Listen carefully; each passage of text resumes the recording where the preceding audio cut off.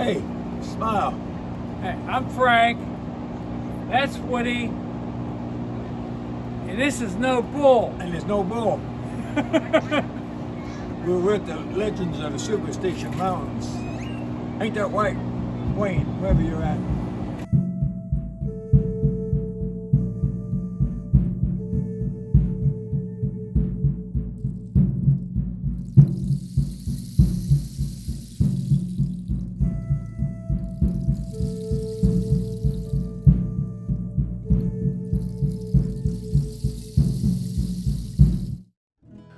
Welcome back to Chasing Legends. I'm Wayne Tuttle. I'll be your host this week.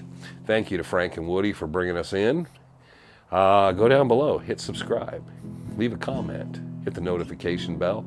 Go to the About section, pick up a shirt, Dutch Hunter Rendezvous, Legend of the Superstition Mountains, black, gray, long sleeve, short sleeve. We appreciate the business. This week, we're going to go into the personal narrative and a story that kind of tossed through, and I thought about doing one story, and then I kind of changed my mind. It was a cold weather story, and I don't think I've told it before, but there were a lot of photographs to go with that. And not knowing quite where they are on my shelf currently, and I think those would actually add and enhance to the story and the time I spent in the mountains during that day, decided to shelve that and go with a different story. And this one was an odd one, probably around 89, 90, somewhere in there. So I had went out. It was one of those trips where I never was a hiker. I was always a walker. And I mean that, and I think I've tried to describe it before, that I would just go in the mountains, just walk. And this particular day I go in, and I was up on First Water, and I started heading towards Brush Corral Basin. And probably the reason I would do that would be I'd watch people breaking off to the left, think, well, I pretty much got the trail to myself to the right. So I headed down that way. I had no agenda, I don't think. It was just a nice day. And I was hiking and just walking along, and I get down the Brush Corral Basin, and then I got my different options. You know, I can work my way down, and I could go up Boulder, I could go back up Black Mesa, I could go down to Marsh Valley, Blacktop Mesa, I could go down and just have lunch at the Cabela's camp. But that particular day, I decided to go up Palomino. And I think I'd been up through there before, but I was just kind of like, yeah, I'll go up there, have lunch, and then I'll just come back down and then just figure out which direction, how I want to work my way back, whether Black Mesa or how. And I started walking up Palomino there and working my way up on the rise there. And suddenly there was this man sitting on a rock. And he couldn't have been more than 5 feet tall. And he's sitting on this rock. And he's got like salt and pepper hair and beard, and it was kind of all scraggly, like he couldn't quite grow in the beard, but he was an older gentleman. And he's sitting there, his clothes are pretty rough, you know, scraggly would be a great term for him. And he's sitting there with his legs crossed, and just like he'd been waiting. And I'm looking at him, and over to beside him is sitting a dog. And the dog had to weigh 50, 60 pounds. He's a decent medium-sized dog. But he looked like Benji. He's like a Benji on steroids. And he's like Salt and Pepper, and he has the same kind of scraggly beard. And I was just kind of looking at both of them. And he, just like he was waiting for me, he said, "Afternoon, my name's Sam. And what would yours be?" And I just introduced myself, and he nodded. And then he gestured over next to him to the dog. And he said, "This here's Sam. Sam, introduce yourself." And the dog got up, walked over, sat down, put his paw up to shake hands. And I thought, damn, okay. Shook hands with the dog, introduced myself. And the dog walked back over and sat down next to him. And I'm sitting there thinking this is kind of surreal. And I'm thinking, you know, you got to remember I'm probably at that time in my mid-20s, and this guy's probably in his 50s or 60s, and I was just kind of like trying to find the respectful way to walk around them and just go on my way. And you got some food with you. You have lunch. And I went, yeah, I packed a lunch. That's what I was planning to do. And he said, well, sit with us for a few. I don't like to eat alone. We'd enjoy the company. And just, you know, you get that weird, it's kind of an odd, awkward moment, but you just decide to sit. And so I sat down on the rock, started to pull my food out, and I'm watching him. And he has a old, like, canvas knapsack, I guess you'd call it, or whatever, but those old canvas frame packs.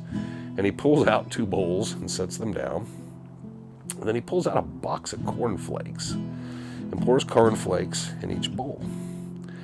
Puts the cornflakes away, pulls out a container, and it has milk, and he pours milk in each bowl. Puts the milk away, puts 1 bowl down for the dog, pulls a spoon out of his pocket, and then proceeds to start eating. And we're eating there, and in between bites, as he's dripping it down his beard and all, because he seemed very polite and very nice, but very filthy. And I couldn't smell him. I can remember that. I didn't smell anything, but I'm watching the dog. The dog's eating, and he's eating, and then he starts talking, and he says, yeah, I grew up out here, and said I like to spend some time in the mountains. He says, it's a beautiful day, isn't it? And I said, yeah, and he talked about the weather for a minute or two, and he said, always wanted to be a cowboy. And then he raised his legs in the air and said, but I don't have the stature for that because I kept falling off the horse. And I started thinking it was like a comedy act, like he's doing his comedy routine in front of me. And I was just kind of nodding, eating my sandwich. And so we finished eating, and he told me he'd become a cook. And he'd always ask, he'd be like, you know, so I became a cook. Ask me what my specialty is. So then what's your specialty? Well, I can really make a hell of an apple pie. And then he talked about his apple pie and how he made it. And he said about biscuits and stuff. And then he finished eating. He picked up the dog's bowl and his bowl, took his shirt, his dirty shirt, wiped them out in the spoon, put the bowls back in the knapsack, put his spoon back in his pocket. And then he asked me if I smoked. And I said, yeah, actually I do. He says, well, light one up, because I hate to smoke alone. We'll spend a few more minutes before we get on our way. So I brought out a cigarette, and I lit a cigarette. And he said, have you ever heard of the John Cochera story? Now, at that time, I'd read it somewhere. I don't know what book particular I'd read it from, but I knew of the John Cochera story. But then he began to tell me the story, but he acted it out. So when it was Silas Haywood, he would tell you, now this is Silas Haywood speaking, and he would do the Silas Haywood character. And then he would go, now, John said to him, this is John Cochera. And then he would do the John Cochera, and he would turn. And I kid you not, the dog at this point had turned and was watching him like the dog was being entertained as well. And he told me the Cochera story. Didn't take very long. And I'm smoking, and I'd heard it before, but I have to admit, as surreal as it seemed, I was entertained because this gentleman's telling me the story like in the first person, second person, third person, every person possible. And then he finishes, and he gets quiet. He says, now I'll tell you, look over your shoulder that way. So I turned around, and he says, okay, you know, back over there, if you go back here, and he starts telling me these directions, and he says, if you go there, you go up and start working your way east, there's a saddle. And once you hit that saddle, look over. And he started talking about this bluff. And he said, if you get up in there, it's like a hill. And you get up on there, and there's a tree. And that's where you'll find the hatch, where Silas Haywood's, where that mine is. And I thought it was very odd that he just told me where this mine is, the John Cochera mine. And I nodded. He said, you know where I'm speaking? And I looked over, and I said, yeah. And I told him at the time, Yellow Mountain area. And I said, yeah. And he said, you can't see it from here, but you know where I'm talking. And I said, not exactly, but I know the general directions. He said, now there's folks that watch that. So you should always be careful if you approach that area and go to check that out. And then he kind of went through the directions again and said, just remember those. You seem like a nice fella, and I don't mind sharing with you, but be very cautious if you should go up there. Now, the story kind of resonates with you, and you hear a lot of stories from a lot of people, and I hear stories probably weekly of people who have found the Lost Dutchman Mine or some story. I think he's one of the few people that ever told me he found John Cochera's spot. And I didn't know what to believe. I didn't really kind of probably, for the most part, buy into it. And I didn't think a lot about it. Now, over time, because it was something I noted, I knew his name was Sam. I know the dog's name is Sam. So I always tried to, when I was going through archives, keep an eye out for some guy named Sam, and I figure he's a little guy, right? So it should be easy, and I'd ask someone once in a while. But I've never heard of anybody that came across this guy. I never saw him again. Have no idea who he was, whether he was a prospector or he just liked to walk in the mountains like I did that day. And he was nowhere near the area he was speaking of, so I don't know what brought him to that spot. But what brought the whole tale to me and has always kind of made it seem somewhat interesting was, many years later, quite a few years ago from now, there were 3 gentlemen from Utah that were up on Yellow Mountain, generally kind of in the area he spoke of, and they were found dead. Rick Gwynn said that he believed they had been murdered up there and that they had found something. Now, there are some people believe they were following the stone maps and different things, but the general area where they were was one of the areas he was talking that Sam had told me we work up in Yellow Mountain. Also interesting that I thought, and over time, because this is one of those few reasons that a story like that would easily just go away, but I know 2 other individuals, one an author and Dutch hunter, and another that was a pretty knowledgeable Dutch hunter, spent time in the mountains. And I'm not going to use their names because I don't know if they're still out there and that's still the areas, but they were looking in that area, same general area, and they both talked about it, about the Coachera story. And one of them actually also believed the 2 soldiers story might tie into that, and the 2 soldiers story might tie into Coachera's story somehow. And I found that interesting, that not only was it the Utah men, the 3 men that were found out there in that same area, but I knew two other Dutch hunters. Now there's a couple other people that have the Lost Dutchman or something like that would be there, but it's always been, I think the thought is the Coachera mine could have been one of the Peralta mines. It's not necessarily the Lost Dutchman mine, but it was almost its own unique story. I think I brought this up many years ago, when it was still much fresher in my mind, to Ron Feldman, because the guy had to have gotten Coachera's story from someone, I felt at the time, because he kind of felt unique. Now, he might have met John, and John might have told it to him.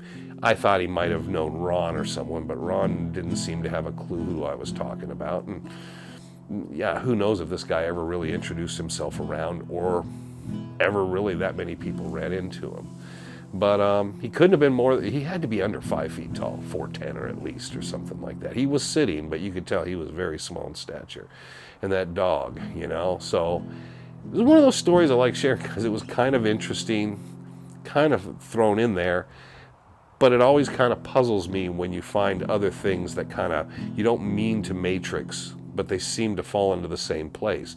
Now, it's nowhere near where I think John Coachera in some sense was searching, but I found it interesting that other people that were very interested in the Coachera story, besides Ron himself, I don't think Ron ever went in that Yellow Mountain area, but those people were searching that area with some sort of information. And this gentleman, Sam, said that he actually particularly found the spot, and that there's a small tree. And I've never found the spot. I went up there a couple times, had no idea. Once I got up in there, I could not find anything that kind of like, that I could reminisce and kind of bring the story up. So somewhere you go through a saddle and there's a little spot, and as you're going north, you'll see that there's a little bluff, and if you go out towards there's a little tree, and supposedly that's that little hillock or whatever's up by that bluff is where there's a hatch, and he believed that's where the Coachera is going. He never described it beyond that, only that there are people that watch it. So for anyone that's ever out there, if you find a small tree out on the edge of a bluff, buy a saddle. And who knows, maybe there'll be a little 4'10" man with who knows, Sam the dog could still be around sitting there.